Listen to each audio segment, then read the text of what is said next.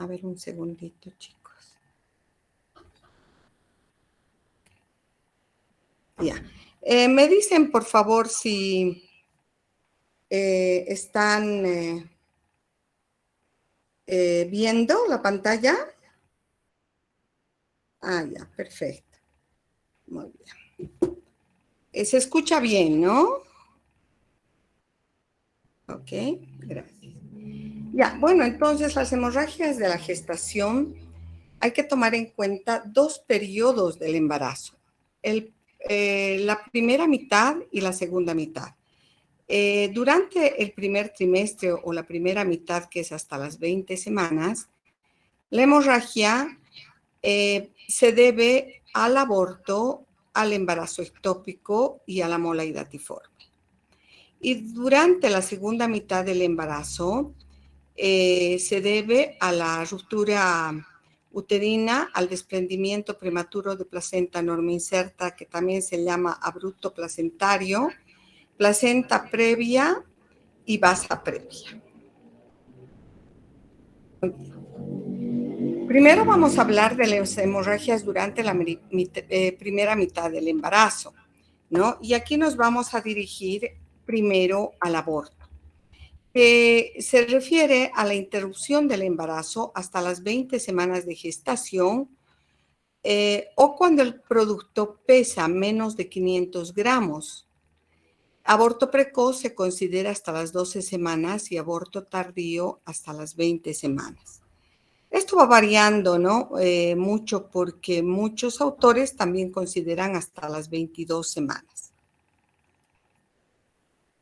Entonces, en la clasificación del aborto, podríamos decir desde que se inician los primeros síntomas hasta que se produce la evacuación del aborto. Entonces, primero comienza como una amenaza de aborto que se caracteriza por presentar dolor a nivel del hipogastrio, sangrado transvaginal, y lo más importante en la amenaza de aborto es que el cérvix permanece sin modificaciones.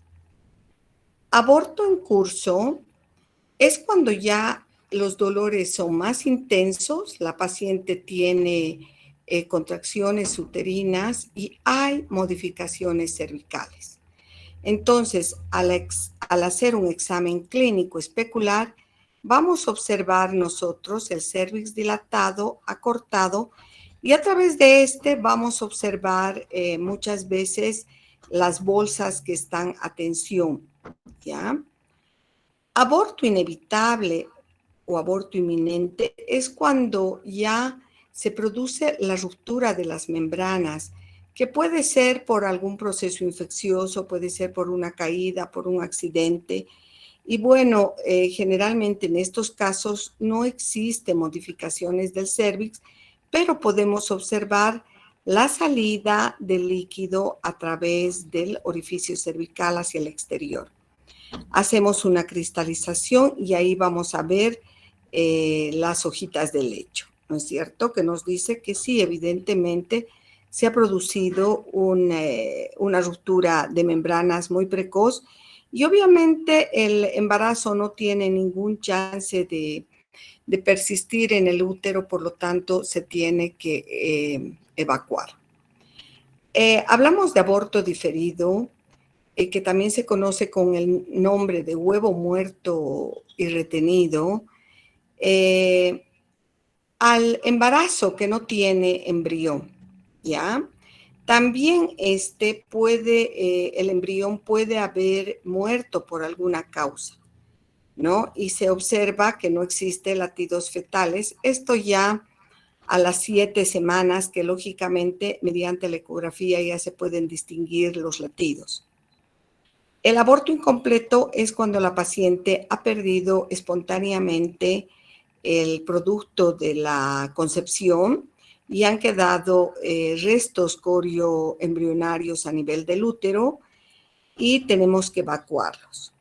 Aborto completo, muchas pacientes tienen un aborto espontáneo y completo, donde se pierde todo el corium, el amnios y no queda rastros del embarazo, ¿no? Y aborto recurrente es la paciente que tiene más de 3 abortos espontáneos. Las causas del aborto, bueno, ustedes ya saben, las causas son las causas maternas, que la más frecuente son las alteraciones cromosómicas y entre estas el Turner, ¿no? Trastornos endocrinos como la diabetes, el hipotiroidismo y la deficiencia lútea, es decir, deficiencia del cuerpo amarillo, y no secreta buena cantidad de progesterona para mantener el embarazo. Puede haber alteraciones mullerianas, procesos infecciones como la clamidia, la toxoplasmosis, la listeriosis y el citomegalovirus. El síndrome antifosfolipídico, ¿no es cierto?, que se trata con anticoagulación y con aspirineta, es una causa muy frecuente actualmente de abortos. Y los miomas uterinos también suelen ocasionar pérdidas del embarazo. El diagnóstico lo hacemos por la clínica porque la paciente presenta una falla menstrual, presenta amenorrea.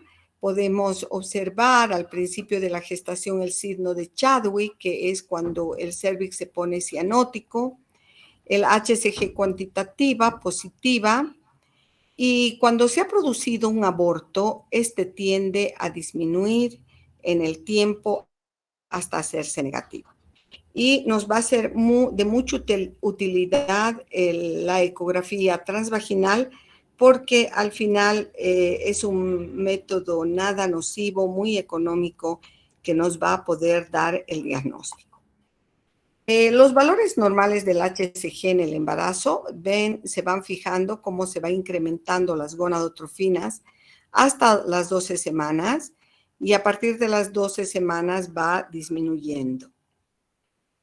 Cuando se produce un aborto incompleto, entonces vemos que durante el embarazo se incrementan las gonadotrofinas normalmente y luego comienzan a descender.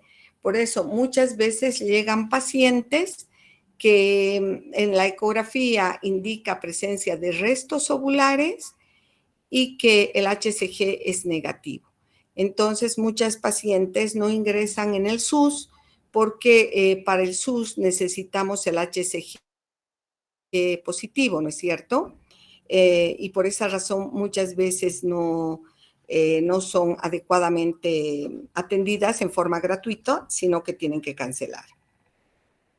Bueno, en el diagnóstico ecográfico, generalmente el ecografista nos puede informar un saco irregular. Puede ser que el saco sea muy pequeño para la edad gestacional o más bien muy grande. El embrión puede estar sin latidos embrionarios. Puede haber deformación del saco vitelino, y todo esto nos informa el ecografista, ¿no? Otro método de hacer diagnóstico, aparte del HCG, de la ecografía, es la progesterona. Cuando un embarazo es normal, los niveles de progesterona están en 25 nanogramos ml en un embarazo viable, ¿no? En un embarazo que no va a progresar, de 5 nanogramos ml, y en un embarazo ectópico, 17 nanogramos ml. Ahora vamos a hablar de la enfermedad trofoblástica. La enfermedad trofoblástica es una degeneración hidrópica de las vellosidades coriales que son quísticas y avasculares. Está causada por alteraciones cromosómicas y puede ser la mola completa o puede ser una mola parcial. Puede existir una degeneración maligna que puede llegar a formar un coriocarcinoma o una enfermedad molar persistente. La clasificación de la enfermedad molar gestacional, la mola completa y mola parcial, y las neoplasias trofoblásticas, tenemos el coriocarcinoma, la mola invasiva, el tumor trofoblástico del sitio específico. Bueno, ¿qué síntomas van a presentar estas pacientes? Los síntomas que presentan es sangrado anormal, que es escaso, es algo oscuro y tiene eliminación de vesículas. Ellas te dicen, doctora, estoy perdiendo por la vagina como unos pólipos, como unas vesículas, ¿no? Entonces tú piensas, y sí puede ser un embarazo molar. Presenta dolor en hipogastrio, el incremento del volumen uterino, que no es acorde a la última menstruación ni a la edad gestacional. Es decir, que el útero incrementa mucho más de volumen que la edad gestacional. Las gonadotrofinas se encuentran muy elevadas y la paciente puede presentar problemas de tirotoxicosis, es decir, hipertiroidismos, puede tener problemas de hipertensión arterial y esto le puede llevar a una preeclampsia precoz, ¿no? Va a presentar náuseas y vómitos y puede terminar con una hiperemesis gravídica. ¿Cómo hacemos el diagnóstico? Por la cuantificación de gonadotrofinas, la ecografía y no se olviden, jóvenes, que todo material que se retira del organismo, ya sea un aborto incompleto, un quiste, o sea, hay que mandarlo a histopatología. Por ejemplo, en los abortos es de buena costumbre mandar los restos a un estudio histopatológico porque muchos abortos incompletos suelen ser embarazos molares, ¿ya? Bueno, ¿qué factores de riesgo tenemos? Pacientes que son primigestas añosas, la edad reproductiva extrema o muy jóvenes o muy mayores, que generalmente tienen un factor socioeconómico bajo, su dieta es hipoproteica, no han consumido deficiencia del ácido fólico y una enfermedad molar previa. Bueno, aquí vemos las gonadotrofinas, cómo se comportan, ¿no? Generalmente en el embarazo ectópico, las gonadotrofinas hacen una meseta, no están normalmente incrementadas, o sea, los valores son bajos. Ya hemos visto que en el aborto incompleto las gonadotrofinas descienden, ¿no es cierto? En cambio, en el embarazo molar las gonadotrofinas se incrementan demasiado. También los estrógenos durante las primeras semanas se elevan, al igual que la progesterona, en un embarazo normal. En la ecografía vamos a ver los signos típicos, ¿no? Que es de la enfermedad molar, que es de tormenta de nieve o también se conoce como panal de abejas, porque si se fijan es muy similar a un panal de abejas, ¿no? Eso en la mola completa. Y en la mola parcial observamos el feto acompañado de una placenta que claramente nos presenta también signos en panal de abejas.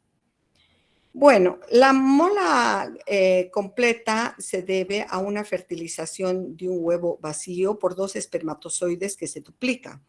El cariotipo es 46XXX o 46XXY, carente de material fetal. Y la mola parcial está fertilizada, o sea, es la fertilización de un óvulo diploide por dos espermatozoides que se duplican. El cariotipo es 69XXX o 69XXY. Tiene presencia de material fetal. En los hallazgos histopatológicos en la mola idotiforme puede existir hiperplasia moderada del epitelio coriónico, estroma vascular, vellosidades edematosas y la degeneración hidrópica, ¿no es cierto? Ahora vamos a tratar sobre el embarazo ectópico. ¿Qué es el embarazo ectópico? Es la anidación del producto de la gestación fuera del endometrio. El 95% se produce a nivel de la trompa uterina y en la ampolla tubárica. Entonces, las diferentes localizaciones de los embarazos, del embarazo ectópico. Entonces, el factor de riesgo para un embarazo ectópico, que la paciente haya tenido un embarazo ectópico previo, que haya tenido una cirugía tubárica, la enfermedad inflamatoria pélvica, el dispositivo intrauterino, predisponen también tratamientos de reproducción asistida, una endometriosis, salpingoclesis y también la infertilidad. En la epidemiología de estas tres enfermedades, el embarazo ectópico es una en 200 embarazos. El aborto es muy frecuente, es uno en 10 embarazos. Y la mola hidatiforme, uno en 1.500 a 2.000 embarazos. La causa más frecuente del aborto, no es cierto, son defectos congénitos. El embarazo ectópico, especialmente cuando está localizada en la ampolla tubárica, a las 5 a 6 semanas tiende a romperse, ¿no es cierto? Y nos va a dar un abdomen agudo. Ahora, en la mola hidatiforme, muchas pacientes pueden llegar a los 4 o 5 meses y pueden eliminar en forma espontánea y en forma completa. Ahora, el embarazo ectópico. Embarazo ectópico, útero sin embrión en el endometrio, o sea, en el diagnóstico, vamos a observar especialmente en una ecografía que el embarazo, el embrión no se encuentra a nivel de la cavidad uterina, que existe una reacción decidual muy importante que a veces simula, como en este caso, un pseudoembarazo. Vamos a observar una masa a nivel extrauterino, líquido en fondo de saco de Douglas y sangrado vaginal y obviamente falla menstrual. El sangrado vaginal, jóvenes, no es continuo, es intermitente, es en escasa cantidad y muchas veces la característica es como borra de café, o sea, oscuro. Los síntomas, la paciente desde que se embaraza presenta dolor abdominal que cada vez se hace más intenso, dificultad a la deambulación en el lado, especialmente en la pierna del lado que está afectado, sangrado oscuro como borra de café, es intermitente en poca cantidad. Posteriormente se puede complicar con un hemoperitoneo cuando el embarazo ectópico se complica o se rompe, y ahí van a aparecer signos de irritación peritoneal, signos de shock con hipovolemia, cefalea, la piel fría, sudoroso, taquicárdica y la hipotensión. El diagnóstico lo hacemos mediante la clínica. Sospechamos cuando una paciente presenta el dolor abdominal, cuando tiene signos de irritación peritoneal. Vamos a pedir gonadotrofinas cuantitativas que nos va a observar, que nos va a demostrar que los niveles son bajos y está en meseta.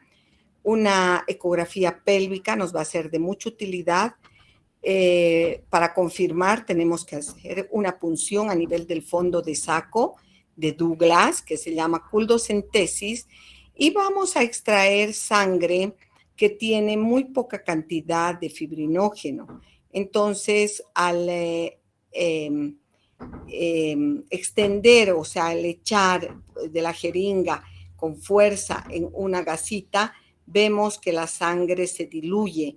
Este es el signo de la escarapela, ¿ya? También podemos hacer un diagnóstico mediante la laparoscopía. En la anatomía patológica vamos a ver muchas veces el fenómeno de Arias Stella. Eso es un legrado cuando se observa decidua sin vellosidades coriales, propio de un embarazo ectópico, ¿ya? Los diferentes tipos de embarazo ectópico y su localización. Las gonadotrofinas, su comportamiento es en meseta. Las complicaciones, vamos a entrar ahora a las complicaciones. Las complicaciones del aborto pueden ser perforación por un legrado, es muy frecuente, hemorragia y procesos infecciosos. En la mola, la paciente puede tener hiperemesis gravídica, una preeclampsia precoz, quistes tecaluténicos, que estos producen después de la evacuación de la mola muchísimo dolor abdominal, que también simula una irritación peritoneal. Y puede presentar problemas de hipertiroidismo, ¿no?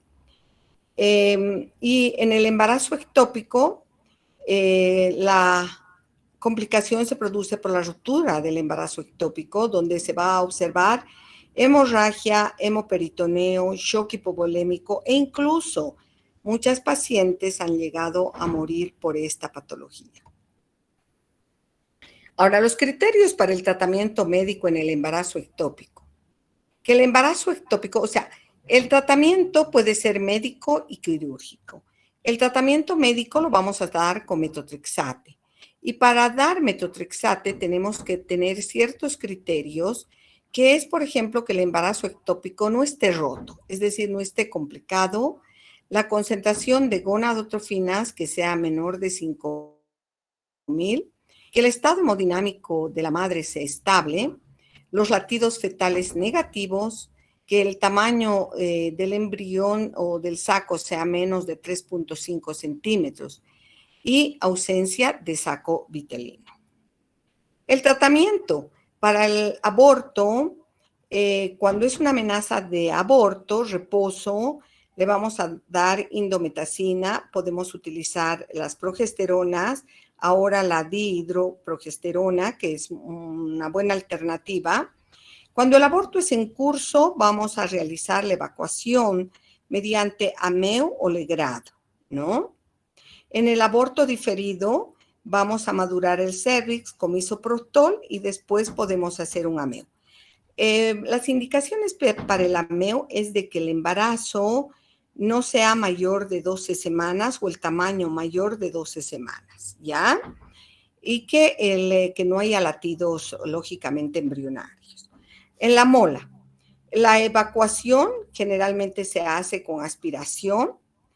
Se puede realizar una histerectomía cuando tiene, por ejemplo, las gonadotrofinas muy elevadas. Se va a hacer un seguimiento con HCG por el lapso de 1 año. Y cuando se complica con un coriocarcinoma, hay que hacer una histerectomía y darle a la paciente quimioterapia para evitar las metástasis y la muerte de la paciente. En el embarazo ectópico, el tratamiento médico que hemos hablado con metotrexato, la laparoscopía, la laparotomía cuando estamos en una urgencia y generalmente estas pacientes van a requerir transfusiones de sangre. Bueno, siempre hay que hacer cuando son pacientes RH negativa, para evitar la isoinmunización RH, tenemos que darle la vacuna anti-ID o gamma globulina, ¿no es cierto? En todas las pacientes RH negativa para evitar la isoinmunización RH, ¿no es verdad? Ya. Ahora, nos toca la segunda parte, que es el diagnóstico diferencial de las hemorragias de la segunda mitad del embarazo. Y como les dije, es la placenta previa, el desprendimiento de placenta, la ruptura uterina y la ruptura del seno marginal, ¿no? Bueno, entonces aquí más o menos hemos puesto una diapositiva con algunos factores que nos entran dentro del diagnóstico diferencial tanto del desprendimiento prematuro de placenta, de la placenta previa y la ruptura uterina. La incidencia del desprendimiento prematuro de placenta es de 0,5 a 1%. El inicio es brusco, presenta una hemorragia que esta puede ser interna y no exteriorizarse o puede ser interna y externa. Cuando hay sangrado, no es mucho el sangrado, es un sangrado de regular a menor cantidad. El sangrado es rojo oscuro. Ahora, la paciente puede tener muy frecuentemente problemas de hipertensión. Ya va a presentar shock con mucha frecuencia y dolor muy intenso. El útero se encuentra y a veces suele ser tetánico. El feto vamos a tratar tratar de hacer las maniobras de Leopold cuando la vamos a revisar y vemos que es muy dificultoso realizar las maniobras de Leopold porque no nos permite la hipertonía uterina.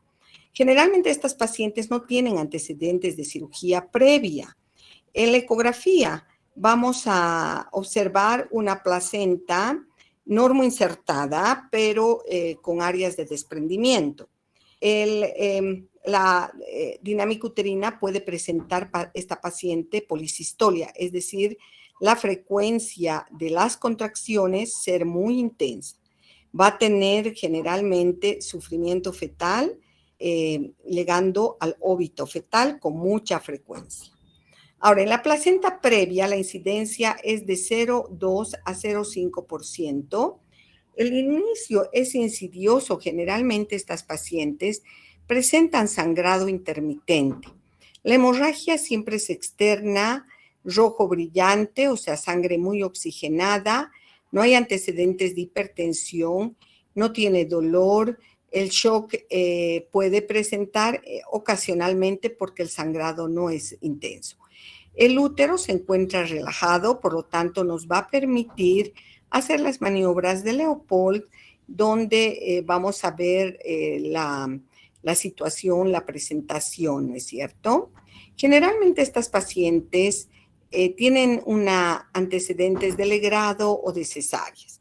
En la ecografía vamos a observar la placenta previa, ya sea una placenta previa total o una placenta previa marginal o una placenta baja, ¿no es cierto?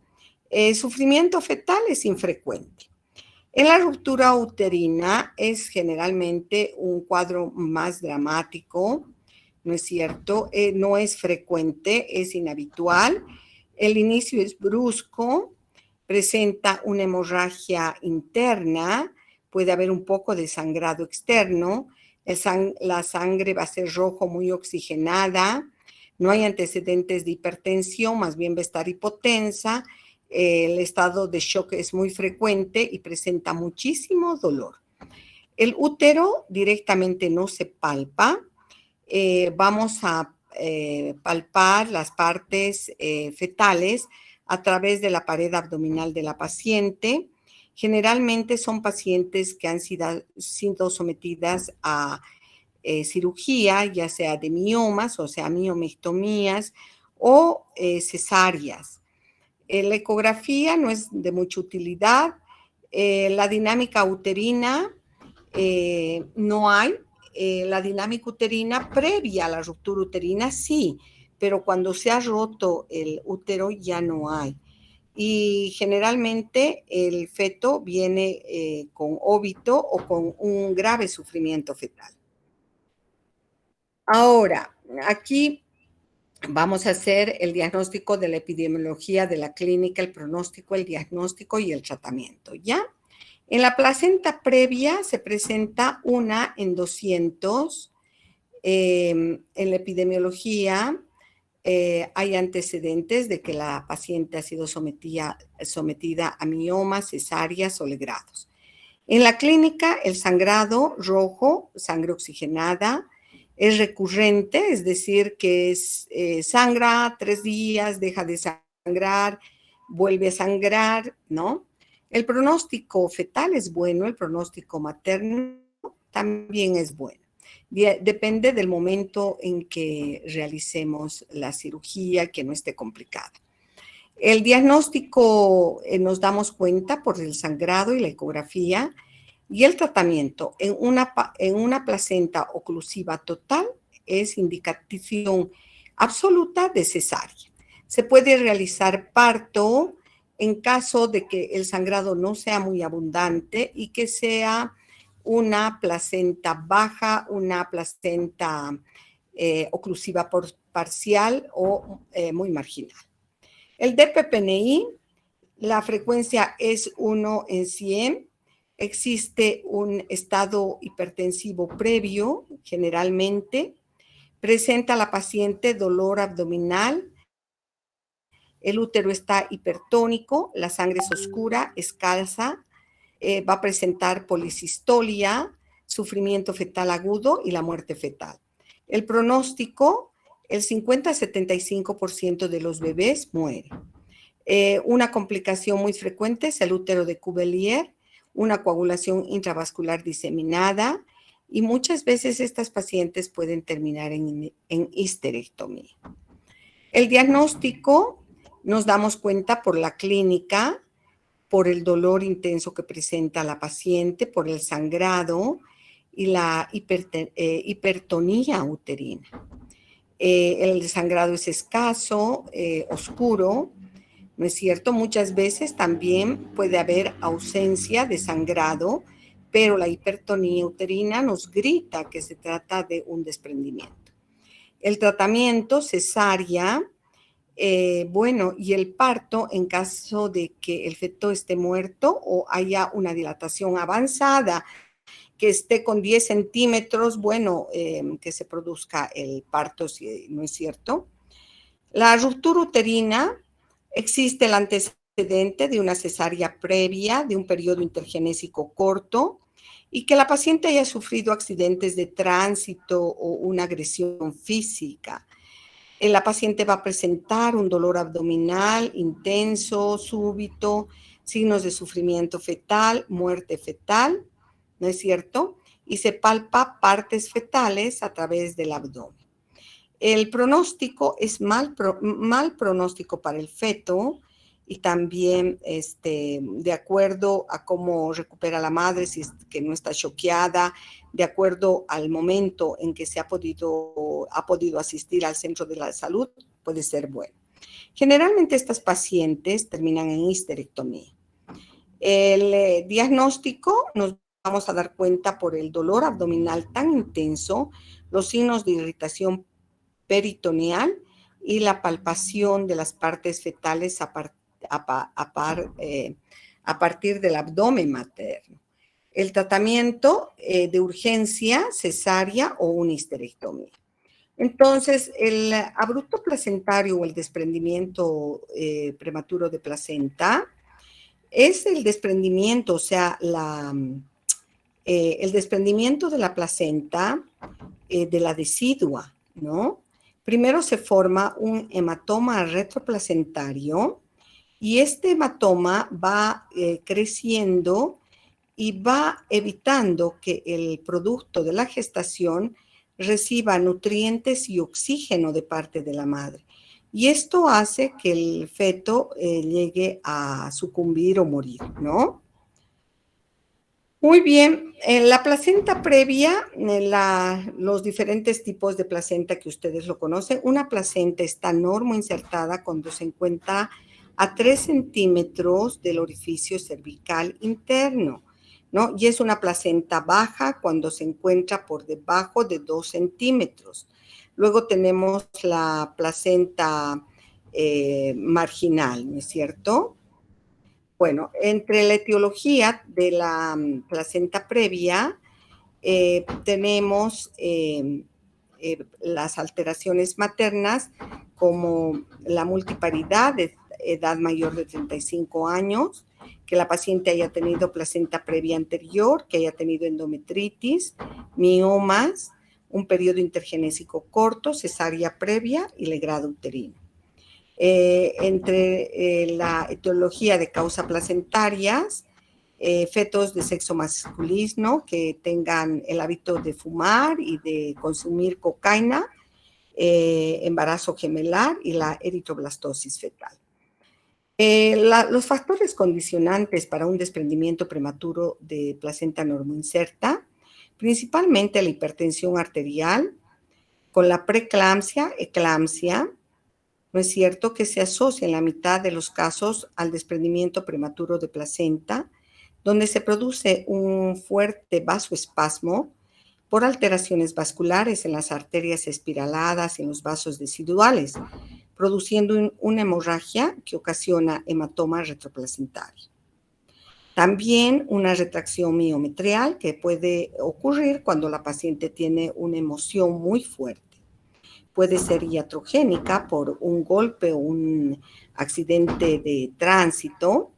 El déficit de folatos predispone malformaciones y tumores uterinos, también el hábito de fumar y la cocaína.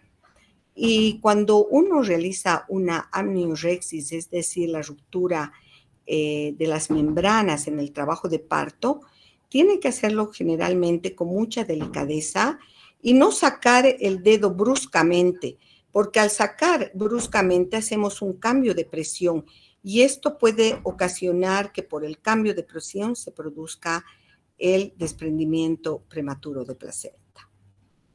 En la patogenia se va a producir una hemorragia en el interior de la decidua basal. Al inicio el cuadro suele ser asintomático, es un hallazgo después del parto, va a presentar hemorragia intensa, separación de ambas membranas de la placenta, y esto hace que se exteriorice la sangre hacia la vagina y a la vulva en el 80%. La sangre puede quedar retenida en el útero al no llegar a desprenderse a los bordes de la placenta. Entonces se produce una hemorragia oculta que no la vamos a observar, pero que esta hemorragia puede ir infiltrando el músculo, el miometrio, puede terminar en un útero de Cuvier. Las lesiones endoteliales inducen a la formación de sustancias endotelinas y tromboxano, ¿no? Esto produce vasoconstricción, hipoxia local y puede participar en la aparición de hipertonía uterina por el espasmo que se produce. Ahora, la inserción velamentosa del cordón es una anomalía del cordón en la que éste se inserta en la placenta a través de las membranas del corión y el amnios. La incidencia es del 1% de embarazos únicos y en los embarazos múltiples el 15%. La principal complicación es que las membranas que cubren al feto, entre las membranas transcurren los vasos umbilicales y estos se ramifican, ¿no? Y estos pueden estar previo a la presentación y en el momento de hacer la amniorexis podemos lesionar estos vasos, uno de los vasos, y se produce un sangrado que viene a ser una hemorragia fetal. Está asociado al bajo peso al nacer, a la prematuridad, alteraciones de la frecuencia cardíaca durante el trabajo de parto. Bueno, el diagnóstico lo vamos a hacer mediante la ecografía. La alfa-fetoproteína va a estar disminuido, las gonadotrofinas van a estar incrementadas, ¿no es cierto? Aquí vemos una placenta velamentosa, que es una anomalía poco común de la placenta y el cordón umbilical. El cordón umbilical se inserta en el corión liso, los vasos coriónicos se ramifican por el corión liso para llegar a la placenta. Muchísimas gracias por su atención, jóvenes. Espero me hayan entendido y lo que realmente me gustaría es de que me hagan preguntas.